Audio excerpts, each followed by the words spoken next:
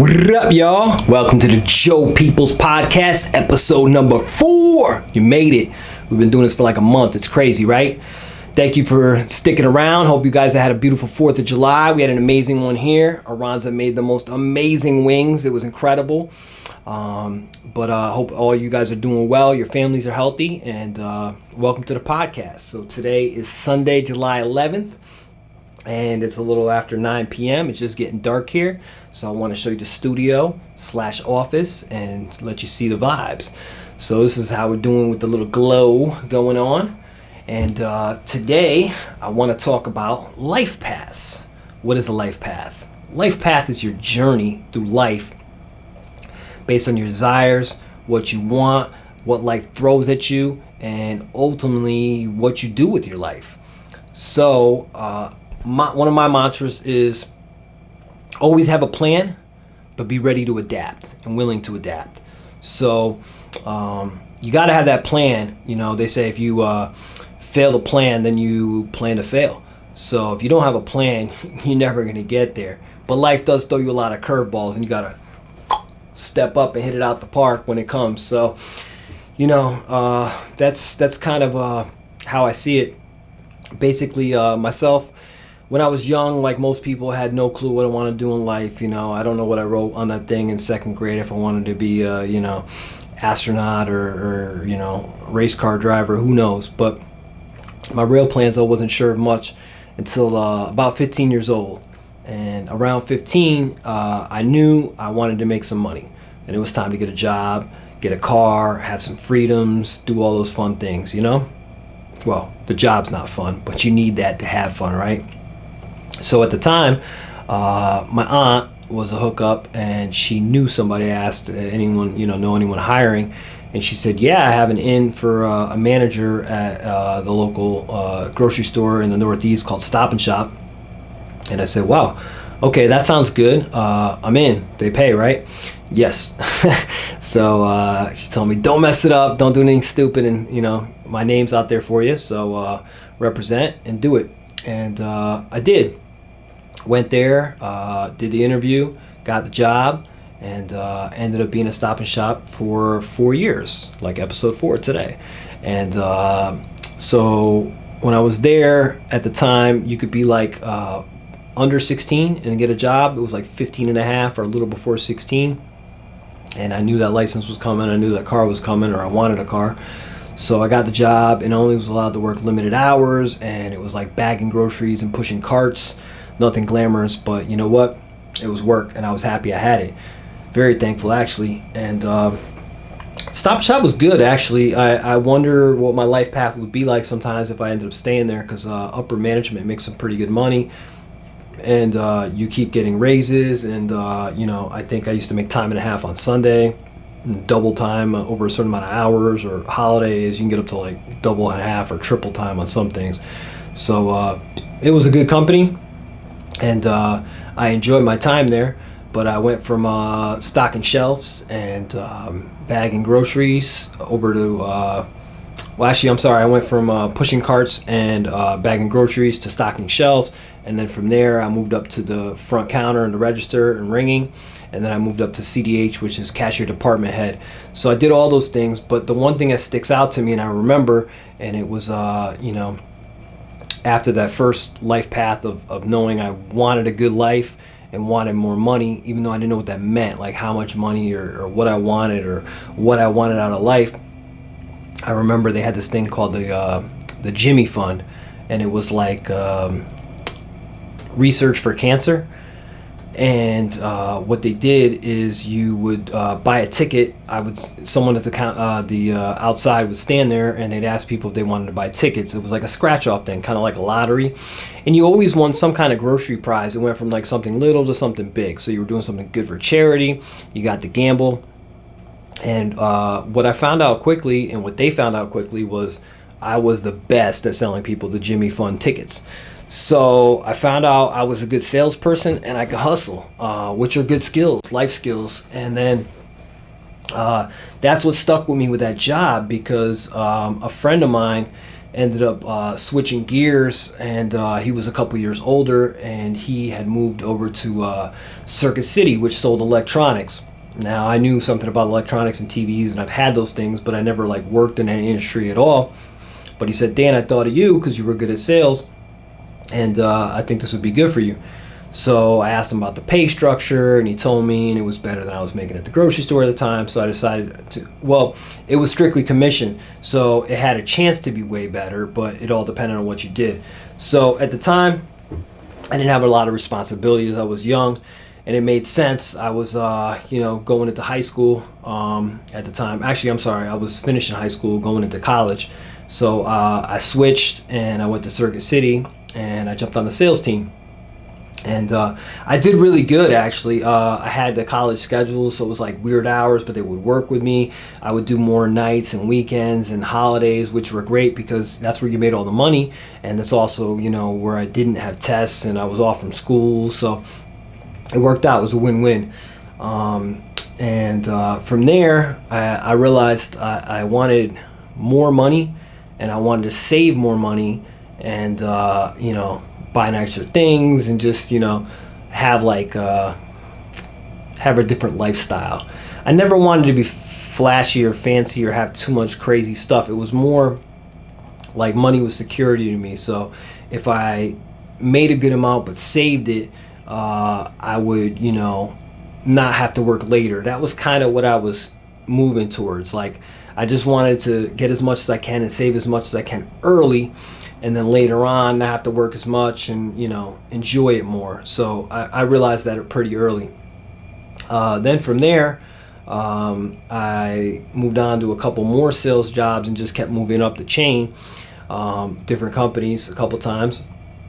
And when I was around, I'd say 30 or my early 30s, I had an idea. I had gotten the travel bug a little before that. My mom had instilled that in me early, but I had like a life goal at this point, or like a life plan, I should say. So I adapted and switched and said, here's what I want to do with my life.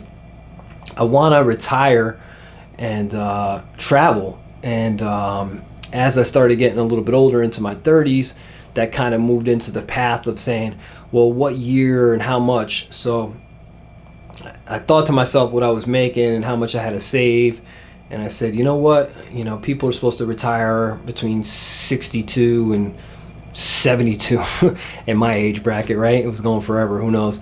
But so I said, I really want to retire at 50 and just like travel the world as much as I want and not worry about it and take it from there. Because at this point, I was starting to think I wasn't going to have kids, because I only wanted to have kids if I found the one. And I hadn't already. So I said, I'm not going to be doing this into my late 30s and 40s, so we'll figure it out. And just keep saving, and at 50 retire, do nothing, and just enjoy it. Well, then a couple years later, when I was 36, I met the one. Happens, right? So I had to take another curve and adapt. I still had that life plan, which I had, defined and narrowed down to what I wanted, but now it was taking a major curve. So we both were into travel. We met through mutual friends, and when we talked right away and hit it off, one of the big things was we were into travel. So we were figuring out how to make it work with a travel lifestyle, but also have kids, because you really need to settle down and put them in school and live in a good school district and figure those things out. Plus, the one was from another country. My wife now, Aranza, is from Mexico, so we were living in Connecticut and New York respectively at the time, and we ended up moving in together in Connecticut. But we wanted to come up with a game plan because she's very close to her family, and she wanted to be close distance-wise to her family. I wanted to make sure that I was not too far from the water, the ocean, the beach, because I love the beach. I wanted to go somewhere warmer, which would be closer to Mexico. I wanted to stay in the U.S. I wanted it to be inexpensive, both purchasing a home, paying taxes, and just lifestyle, like stores and stuff like that. And I wanted it to be very safe and have a good school system. So those things were all hard to find, right? That combination. So we came up with a game plan that I was going to retire at 40, and we were going to go on a long trip, which we narrowed down to 18 months. It's basically 6 months in the U.S., 6 months in Mexico, and 6 months around the rest of the world. And then we were going to just try and have some kids. So we really changed, I changed my game plan and narrowed it down again and made it a little different. But then we achieved this. So we had enough money where we felt comfortable retiring. We gave notice at our jobs, and this was all, mid 2019. We had given notice that in 2020, in March, we're going to do this. And I was with the company I was with for 14 years, so I wanted to give them plenty of notice. So 2020 comes around, and obviously COVID hits in March. So we didn't plan it that way, but we said, you know what? Let's see what we can do. So at the time, the U.S. Was, things were really locking down on the East Coast of the U.S. where we're at in Connecticut. But in Mexico, in Monterrey, where my wife is from, they were pretty open still. So it wasn't too bad. We knew it was coming and it was going to get worse on lockdowns and all that. But we decided to visit Mexico first and start that as the first part of our travel. That was kind of the game plan anyway, because the weather. We said, let's go, let's do it. So we were able to do it for most of it. And then it started getting really locked down. So we were in Cancun, Quintana Roo, Puerto Mayeros, that whole area. So we came back to Monterrey and kind of like sat out for a bit on it and just stayed with her family and chilled. And it was cool. Like takeout was open. It was reasonable. We were making it work. And then fast forward, things started getting a little better in the U.S. So we came back in June and did our road trip through the U.S. And this was all like while we were documenting and shooting, and we came up with the concept of Budget Travel Couple to make a documentary on it, traveling for $33 a day, including our gas, our plane rides, our food, our accommodations for the night. And we were pretty close to that budget. I think we were a little over in the U.S. because of gas, and we were a little under in Mexico. So it was going well.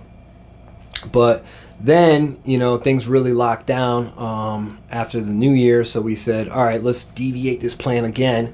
Got to have that plan. If you don't plan, you will. If you don't plan to have a plan, then you will plan to fail. Like I said, but you need to adapt it. So we decided to purchase some homes and to, we were going to rent them out. That was always part of the game plan. But we said, you know what?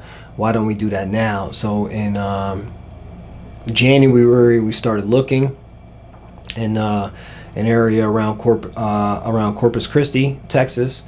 And, it took, we came back in like late January, and it took a couple months. And then in March, we found this houses, and we jumped on it. Actually, we found it in February, I should say. And we closed in March because the big freeze in Texas was right around my birthday, February 23rd. And we were able to get out of here and go to Cancun because we had the closing date here, but we didn't have a place yet. So it all worked out well. And now we just booked our world trip. So we are starting with Europe, and we're going to be over there a little before Halloween. And things are going great. So that's my life plan. And that's how it's been twisting and turning and where it's going. And just wanted to share that all with you guys. And also, I know a lot of people are moving from all over to Texas. They call it the Texodus. And I want to formally invite all my friends and family and anyone that's blessed enough to work online or have a portable job. If you are interested, definitely just send me a message and I'll tell you the name of the town. But we're loving it over here right now. Basically, the average mean home price in this town is $75,000. It's a small, tight-knit community, It is like a half hour from the beach and an hour from an awesome beach. We have like a 0 crime rate. We have really good schools, public, so you don't have to pay for it. Taxes are low. The weather is amazing overall. It's been a little weird and rainy lately, but I think that's throughout the whole U.S. I know Connecticut's been getting hit with a lot of humidity and rain lately when I talk to friends and family. But it's pretty good. I mean, I was wearing shorts for most of the winter, and it hasn't been too hot in the summer. It's been warm, but it hasn't been like crazy or anything. So yeah, we love it. Like I said, it's a small town, not too far from Corpus Christi. So that's what's going on in my life, and you know, I'm loving this whole podcast thing. You know, trying to get them out randomly, but give or take once a week. I gotta try to have more guests coming on as I do my tour through Connecticut. I'll be there in a few weeks, but you know, it's like a way to keep in touch with you guys. So keep watching it if you're enjoying it. You know, definitely throw a comment on there. I know it takes some time out of your day, but you know, just say something random. Tell me what you enjoy. Even if you give an emoji, it all helps get the YouTube rhythm up, algorithm. So I appreciate everybody. What do you think of the studio, guys? You like this vibe of this glowing stuff? So me and Aranza are planning on starting a business when we're done with this whole travel thing. Aranza actually has a online business now. It's called Zazations, and she sells like fun shirts and sarcastic quotes and stuff. You can check it out. It's really cool. I was supposed to put the link in the last video, but I didn't, so I will go ahead and put it in this one. But we want to sell these cool glow-in-the-dark shirts. As of right now, we really don't have the time to do the shipping and all that because we're moving around, and we know the people who make them personally. So we're going to probably pop on that after this whole world trip. So take a look. It's kind of cool, right? Cool stuff, cool beans over here. Yeah, okay. So anyway,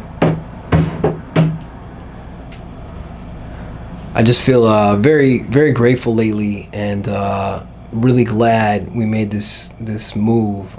It was weird, the timing and the way we planned it out, that a lot of people were doing the same thing around the same time, and remodeling's been a little crazy. This house is from 1930, and it's like 3 houses on one property.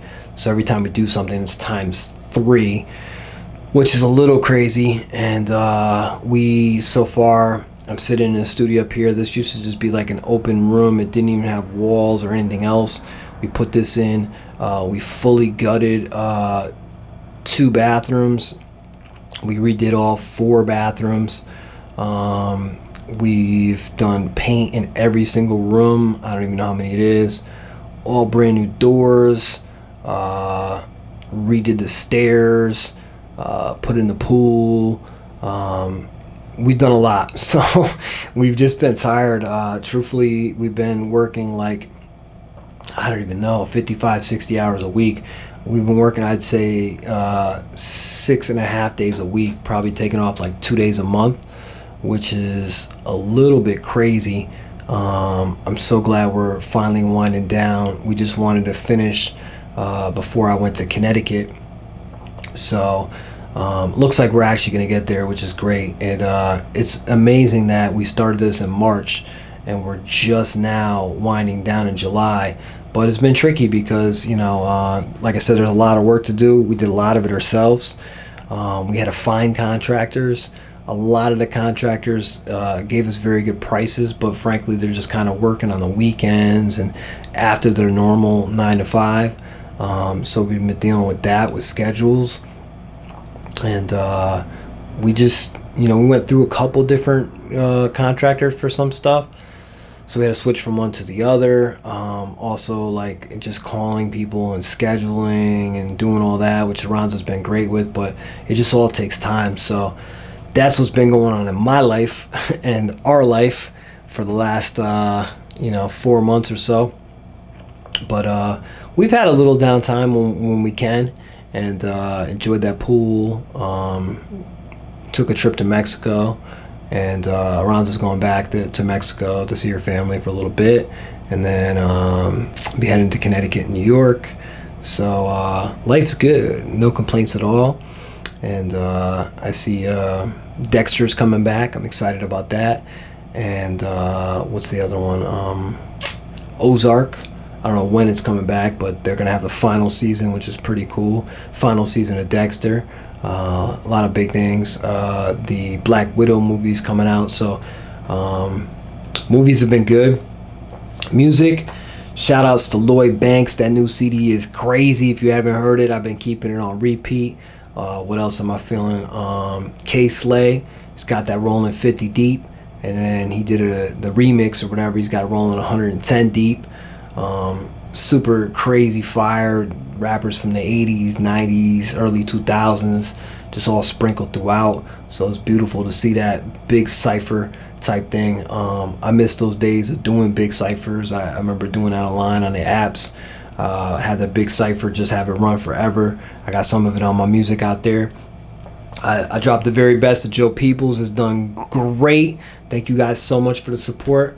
I don't know what year I'm gonna hit 1 million on Spotify, but that's always been my goal. Whether it's in 1 year or just combined plays to hit 1 million, and I feel like I'm creeping on that. It's been really good.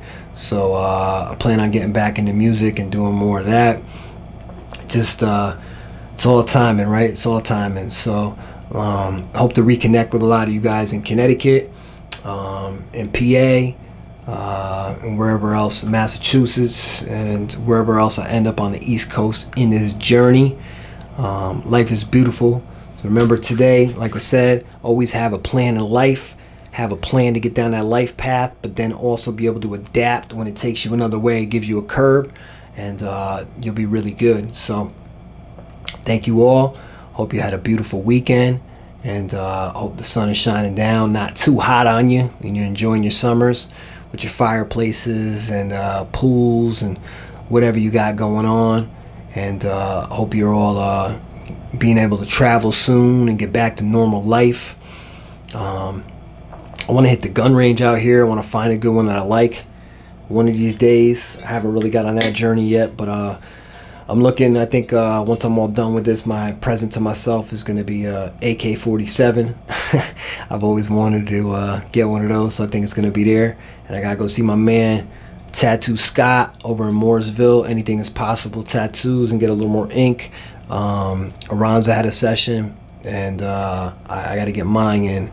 So I don't know if it'll be before the world trip or after, but I got a couple pieces. Scotty, we've talked back and forth on a couple of them, and I got a couple more. So got to get that going. And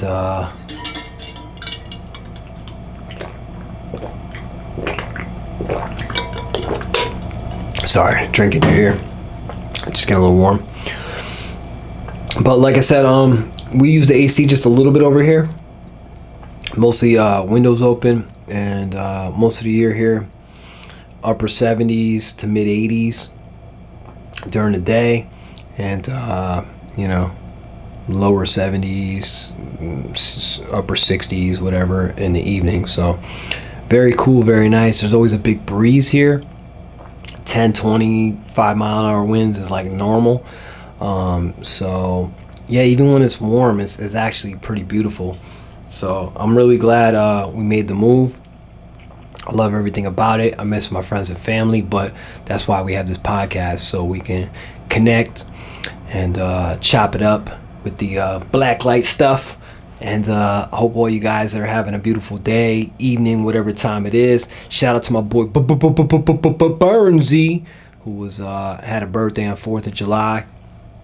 Happy birthday to Burnsy and America. Happy birthday, America.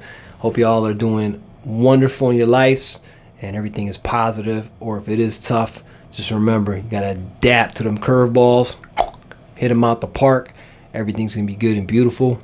Thank you for sticking around, watching the episodes of the podcast, dropping comments, sharing it with friends. You know, if everyone could just share it with like 2 friends or put it on a Facebook page or shoot someone the link, you know, we can make this thing grow together. And I'm looking forward, like I said, to having guests on the podcast. It was awesome to have my wife and have that conversation flowing, because I'm happy to talk about my life and tell you guys what I've learned and what's going on and what's new. But there's nothing like that conversation, that camaraderie going back and forth. So right now I just wanted to get this started, get the studio going and figure it out, and then it's gonna grow, it's gonna build. So hopefully we'll get guests, we'll get a couple guests in a row, all that good stuff. All you people from Connecticut, all my friends and family, if you can, come on down and visit. If you love it, come and stay. There's definitely room for you in the community. Like I said, we're really digging it. So it would be great to recruit some of you. Come on down, come chill down in Texas, check out the beach. You can drive your car right on the beach. You can fish right out the back of your car. Pretty cool. Neighbors all say hi. They're very friendly. It's really cool. So we're digging the vibe. Other than working a million hours, which we're almost done with, we're getting there. And remember, keep that path, keep that goal, keep those directions, have that plan, and when it does throw you a curve, step up and hit it out of the park. Thank you so much for joining Joe People's Podcast, episode 4. We did it, a month in. We'll keep coming, baby. Thanks for tuning in. I'm out. Peace.